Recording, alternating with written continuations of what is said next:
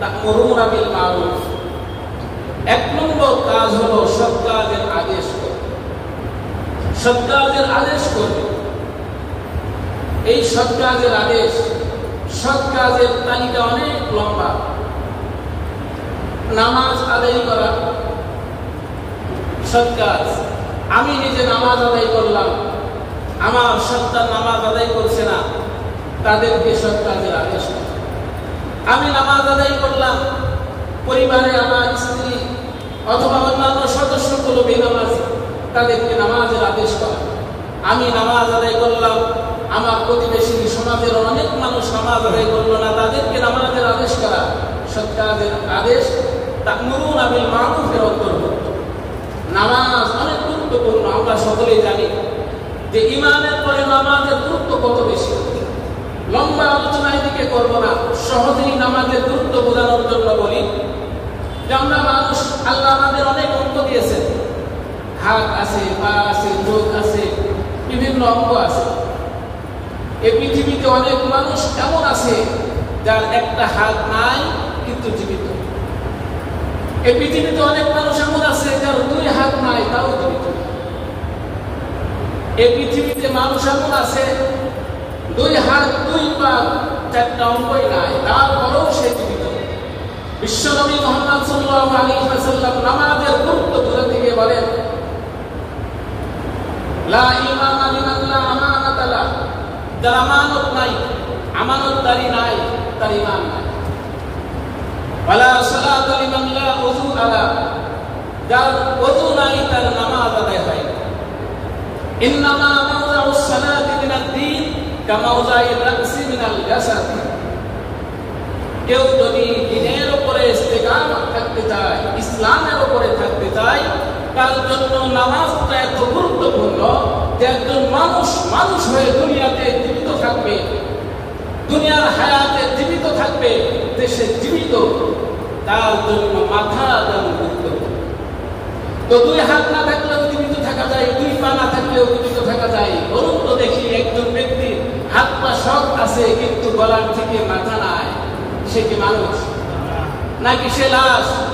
বিশ্বনবী বলেন, কামাওযাইর রাসি মিনাল জাসাদ।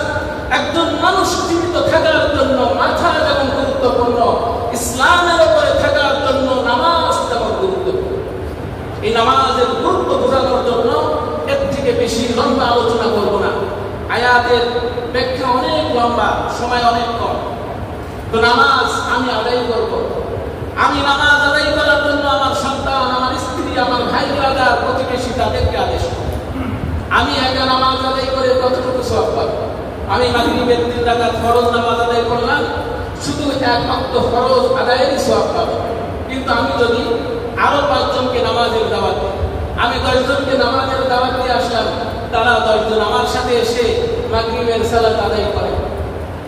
আল্লাহ রাসূল বলেন, আদ-দাতু আলাল খায়রি কাফাইলিহি। তো আমি তাদেরকে এই ভালো কাজের পথ দেখানোর জন্য, তারা নামাজ আদায় করে প্রত্যেকে যে পরিমাণ সওয়াব পেয়েছে, প্রত্যেকের সমপরিমাণ সওয়াব আল্লাহ তাআলা আমার আমলনামায় দিয়ে দিবেন। তো আমি একা 10 জনের ফরজ নামাজ আদায়ের সওয়াব পেয়ে। এজন্য বিশ্বনবী বলেন, বাল্লিগু আন্নী ওয়ালাউ আয়া। বিশ্বনবীর একটা বাণী যদি তোমার জানা থাকে, সেটা পৌঁছাই দাও, অপরের কাছে পৌঁছাই দাও, যেন তোমার ওই কথা শুনে সে ইসলামের দিকে আসে, আয়াতের দিকে আসে, দ্বীনের দিকে আসে। যখন নামাজের কথা বলবো, আমরা নামাজের দাওয়াত দেব, শয়তান এর বিপরীত দাওয়াত দেবে। এক ব্যক্তি এক আল্লাহর বান্দা বলেন যে, হুজুর আপনারা নামাজ পড়েন, এই 1 সপ্তাহ, 1 মাস, 1 বছর, 1 যুগ, কয়েক যুগ ধরে নামাজ পড়েন, নামাজগুলো কবুল হচ্ছে কিনা এটা কিভাবে বুঝবেন? নামাজ কবুল হচ্ছে কিনা এটা হলো শয়তানের পক্ষ থেকে খারাপ দাওয়াত। তবে এটাও আমাদের বুঝে দেওয়া দরকার যে আমি যখন ফজরের নামাজ আদায় করলাম, জোহরের নামাজ আদায় করতে আসছি, কিভাবে জোহরের নামাজ আদায় করলাম, মাগরিবের নামাজ আদায় করার মতো সুযোগ পেয়েছি, মাগরিবের নামাজের তৌফিক পেয়ে গেছি, বুঝতে হবে যে আগের ওয়াক্তের নামাজ আদায় হয়েছে। হাজী ইমদাদুল্লাহ মহাজের মক্কি রাহিমাহুল্লাহর কাছে প্রশ্ন করা হয়েছে যে আমরা এত নামাজ পড়ছি, আমার নামাজ কবুল হচ্ছে, এটা বুঝবো কি করে? তিনি বলেন যে তুমি ফজরের নামাজ আদায়ের পরে জোহরের সময় মসজিদে গেলে আল্লাহ যে তোমাকে নামাজ আদায় করার তৌফিক দান করলো, বুঝতে হবে তোমার ফজরের সালাত আদায় হয়েছে, আল্লাহর কাছে কবুল হয়েছে।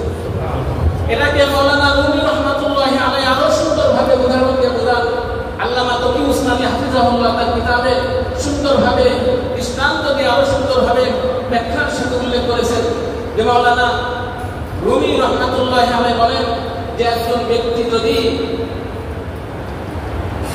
বলে যে আমার কিছু প্রশংসা কর, অথবা কোনো ব্যক্তি চেয়ারম্যান অথবা এমপি প্রশংসা করছে, 1 মিনিট দেওয়া হয়েছে প্রশংসা করতে, সে 1 মিনিট প্রশংসা করার পরে চেয়ারম্যান বলছে তাকে আরো সুযোগ দাও, সে আরো 1 মিনিট প্রশংসা করলো, 2 মিনিট হয়ে গেছে, বলে পারলে আরো সুযোগ দাও, এভাবে 3 মিনিট প্রশংসা করলো।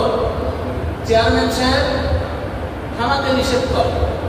এর অর্থ হলো প্রথম 1 মিনিট যে প্রশংসা করেছে এটা চেয়ারম্যানের কাছে পছন্দ হয়েছে, এজন্যই তো তাকে সুযোগ দেওয়া হয়েছে 2 মিনিটে তার প্রশংসা করার জন্য।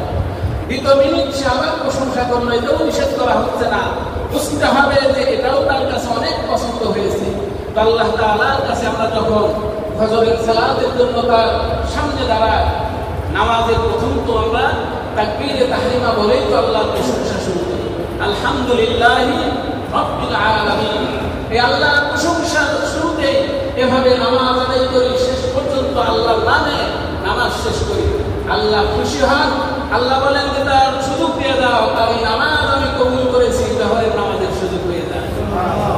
এভাবেই আমি আসরের নামাজ পড়ছি, বুঝতে হবে আমার জোহর কবুল হয়েছে, জোহর আদায় হয়েছে, আমি আসর পড়লাম, আসরের পরে মাগরিবের সুযোগ হয়েছে, আল্লাহ আমার আসর কবুল করেছে। এভাবে ভালো কাজের জন্য অপরকে বলা।